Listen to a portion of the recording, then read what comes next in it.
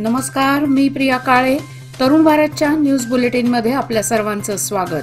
आता पाहूया ठळक घडामोडी.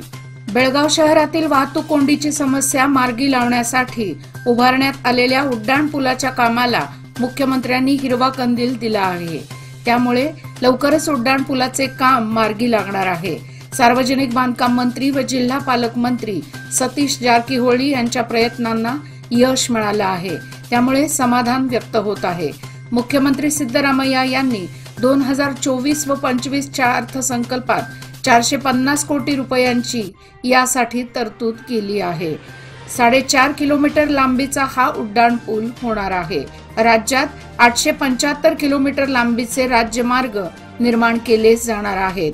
तसेच 1300 किलोमीटर लांबीच्या मुख्य रस्त्यासाठी 4000 कोटींचा निधी मंजूर करण्यात आला आहे. ही बेळगाव जिल्हा पालकमंत्री सतीश जारकीहोळी यांची महत्वाकांक्षी योजना असून सदर योजना लागू करण्यासाठी यापूर्वी अनेक बैठका घेण्यात आल्या होत्या.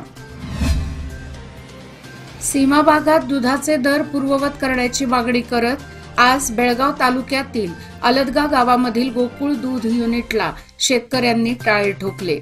गोकुळ दूध संघाने सीमा भागात दूध दर कमी केल्याने शेतकऱ्यांनी आक्रमक भूमिका घेतली असून गोकुळच्या तावरेवाडी दूध शीतकरण केंद्राचे विस्तार अधिकारी निवृत्ती हरकारेंसोबत कर्मचाऱ्यांनाही कोंडून ठेवले. संचालक जोपर्यंत दूध दर पूर्ववत करत नाहीत तोपर्यंत युनिट कुलूपबंद ठेवण्याचा शेतकऱ्यांनी पवित्रा घेतला. 27 तारखेला होणाऱ्या गोकुळच्या संचालक मंडळांच्या बैठकीत होणाऱ्या निर्णयाची प्रतीक्षा केली जाईल. न्याय न मिळाल्यास 1 मार्च पासून उग्र आंदोलन छेडण्याचा इशारा देण्यात आला. न्याय न मिळाल्यास कर्नाटकातील एक थेंबही दूध गोकुळ दूध संघास अथवा महाराष्ट्रातील एकाही दूध संघास घालणार नाही असे ठरवून आंदोलन संपवण्यात आले.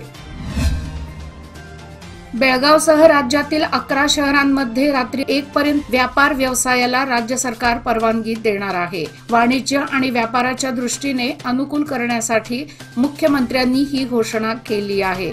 वाणिज्य आणि व्यापार वृद्धीसाठी मध्यरात्री 1 पर्यंत वेळ वाढवून देण्यात येणार आहे. बेंगळूरसह बेळगाव, हुबळी, धारवाड, विजापूर, कलबुर्गी, मंगळूर, मैसूर, शिमोगा, तुमकूर, दावणगेरे आणि बेळ्ळारी या महानगरपालिका असून या महानगरपालिकांच्या कार्यक्षेत्रात मध्यरात्री 1 वाजेपर्यंत व्यापारी आस्थापने सुरू ठेवण्याची मुभा दिली जाणार आहे.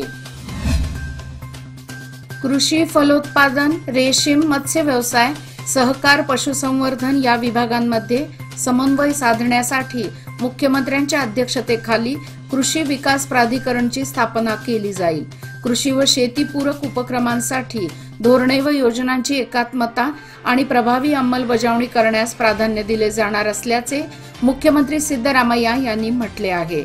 राज्य सरकारने यंदा देखील शेतकऱ्यांना खुशखबर दिली असून विविध सहकारी संघांमार्फत वितरित केल्या जाणाऱ्या बिनव्याजी कृषी कर्जाची रक्कम 3 लाखावरून 5 लाखापर्यंत वाढवली आहे.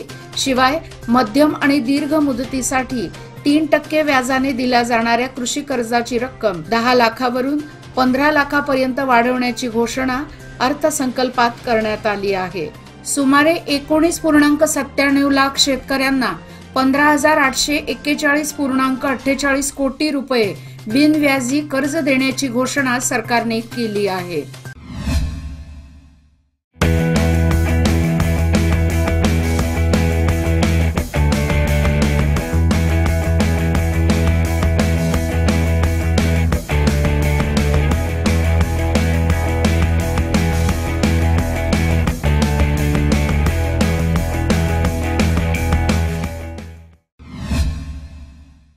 राज्य सरकारने बेंगळूर शहरावरील ताण कमी करण्याच्या उद्देशाने राज्याच्या इतर भागांमध्ये आकर्षक शहरे विकसित करण्यासाठी विविध योजना आखल्या आहेत. चालू वर्षाच्या अर्थसंकल्पीय 10 महानगरपालिकांमध्ये पायाभूत सुविधांच्या विकासासाठी 2000 कोटी रुपये देण्याचे आश्वासन दिले आहे. मैसूर, मंगळूर, हुबळी, धारवाड, बेळगाव, कलबुर्गी, KGF, तुमकूरचे वसंत नरसापूर आणि बळ्ळारी शहरामध्ये इंटिग्रेटेड टाउनशिप विकसित करण्यात येणार आहे. देवनहळ्ळी, नेलमंगल, होसकोटे, दोड्डबळ्ळापूर, मागडी आणि बिडदी येथे रस्ते आणि रेल्वे संपर्क व्यवस्था असणारे उपनगरीय टाउनशिप निर्माण केले जातील। मुख्यमंत्री सिद्धरामय्या यांनी अर्थसंकल्पात अन्न सुविधा योजनेची घोषणा केली। ज्या वृद्धांना घराबाहेर पडणे आणि दैनंदिन जीवनावश्यक वस्तू खरेदी करणे कठीण जाते त्यांच्यासाठी ही योजना जाहीर करण्यात आली आहे। 80 वर्षावरील व्यक्ती असणाऱ्या घरात अन्नधान्य वाटप करण्यासाठी अन्न सुविधा योजना लागू केली जाईल।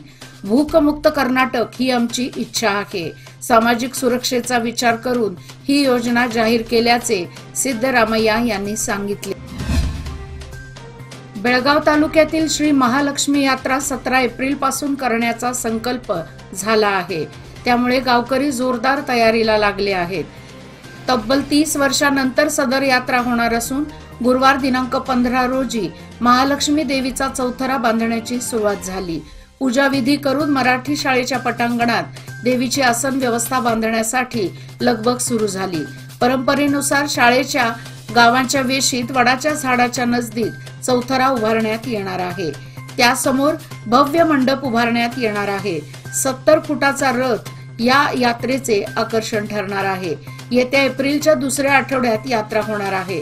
ग्रामस्थांमध्ये सध्या उत्साहाचे वातावरण असून ग्रामस्थ आतापासूनच यात्रेच्या तयारीला लागले आहेत। यावेळी अध्यक्ष वसंत अष्टेकर, विष्णू मोरे, मारुती जाधव, श्रीरंग भास्कळ, कल्लप्पा अष्टेकर, कृष्णा जाधव, ग्रामपंचायत सदस्य संदीप अष्टेकर आदी उपस्थित होते। मजरकारवे येथील शिवनेरी तरुण मंडळाच्या वतीने छत्रपती शिवाजी महाराज यांच्या जीवनावर आधारित घेण्यात आलेल्या प्रश्नावलींची आंतरराज्यस्तरीय सामान्य ज्ञान स्पर्धेत बेळगाव येथील भगवे वादळ संघटनेचे अध्यक्ष मेघन तारिहाळकर यांनी प्रथम क्रमांक पटकावला, तर लहान गटात हेरेच्या कुमारी प्रांजल वारंग हिने बाजी मारली। विजेत्यांना शील्ड व रोख रक्कम देऊन गौरवण्यात आले। कर्नाटक राज्य फुटबॉल संघटना, मान्यताप्राप्त बेळगाव जिल्हा फुटबॉल संघटना आणि लोकमान्य पुरस्कृत लोकमान्य चषक वरिष्ठ BDFA फुटबॉल स्पर्धा आयोजित करण्यात आली आहे।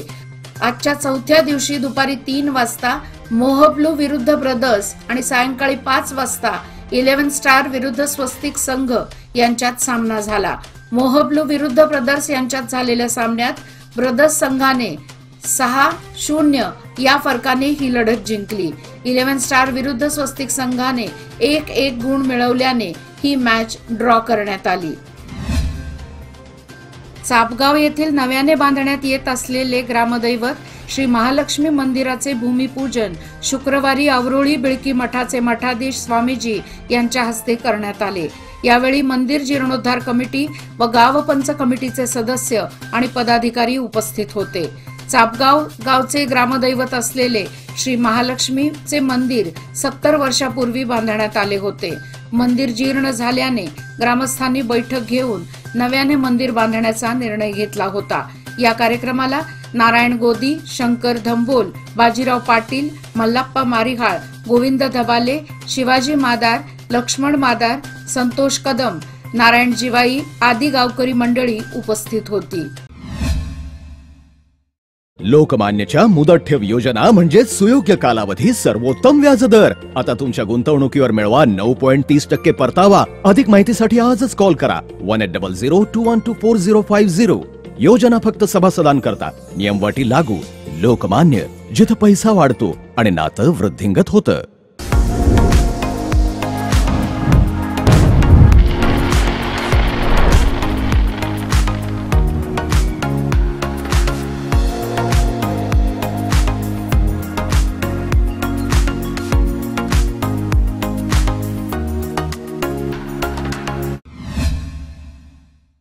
उन्हाळी हंगामाला सुरुवात झाल्याची चाहूल फेब्रुवारी महिन्याच्या निम्म्यावरच लागली आहे।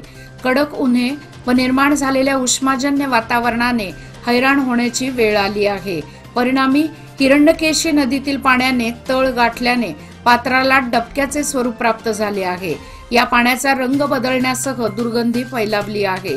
कोल्हापूर पाटबंधारे विभागाने हिरण्यकेशी नदीत तातडीने पाणी पुरवठा करावा अशी मागणी संकेश्वर वासियांनी केली आहे। पावसाळी हंगामात पावसाचे प्रमाण घटल्यामुळे नदीपात्रासह बंधारे, विहिरी व जलाशयातील पाणी साठ्यावर मोठा परिणाम झाला आहे.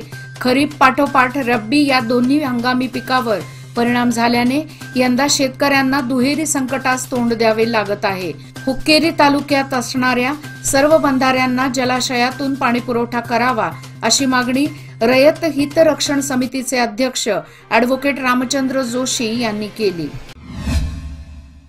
आगामी लोकसभा निवडणुकीच्या पार्श्वभूमीवर निप्पाणी ग्रामीण पोलीस ठाण्याच्या उपनिरीक्षकपदी मणिकांत पुजारी हे नुकतेच रुजू झाले आहेत.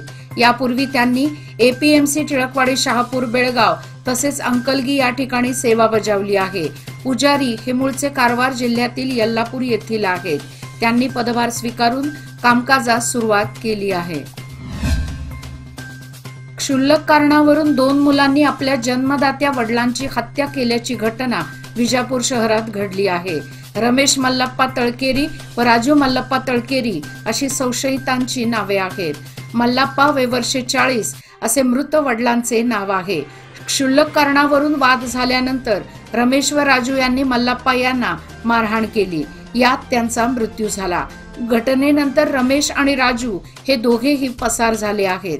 सदर घटना विजापूर शहरातील हमाल कॉलनीत घडली. या घटनेमुळे परिसरात खळबळ उडाली असून सदर घटनेची नोंद गोलघुमट पोलीस ठाण्यात झाली असून पोलीस अधिक तपास करत आहेत. याचबरोबर आजचे बातमीपत्र इथेच संपले. अधिक माहिती आणि ताज्या घडामोडी करता पाहत रहा तरुण भारत न्यूज चॅनल. तसेच आमच्या चॅनलला लाईक, शेअर आणि सबस्क्राईब करायला विसरू नका. आणि विश्वासार्ह बातम्यासाठी दररोज वाचा दैनिक तरुण भारत. धन्यवाद.